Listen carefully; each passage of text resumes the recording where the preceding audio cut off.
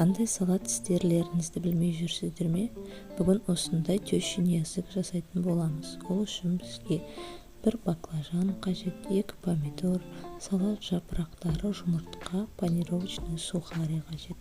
Бізге бір жұмыртқа аз болып қалды, сол үшін мен тағы бір жұмыртқа қостым.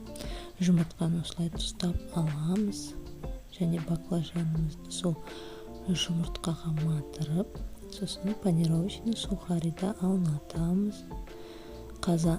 Сковородканы қатты қыздырып аламыз. Қыздырып алғаннан кейін май құйып, баклажанымызды екі жағынан қуырамыз. Және де начинкасына бізге майонез қажет және 2 зубчик чеснок керек. Егер ащы болады десеңіз, 1 зубчик чесногыңыз жеткілікті. Майонез бен чеснокты араластырып аламыз. Менің видеом ұнап жатса лайк басып, тіркеліп, колокольчикті басып қойыңыздар және достарыңызбен бөлісіп, комментарий жазып отырыңыздар. Майонезімізді осылай чеснокпен жақсылап араластырып аламыз.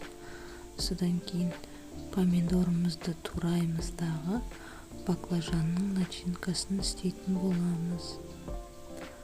Помидорды осылай кусочектарға кесеміз. Содан кейін баклажанымызға чеснок қосылған майонезді жағып шығамыз.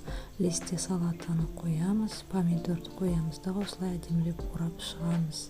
Менде дүкенде жасыл листья салаты бітіп қапты, сол үшін қызыл листья салатаны алдым. Жасылмен әдемірек көрінеді. Баклажанымыз дайын. Рахмет, менімен бірге болғандарыңызға. Ас болсын.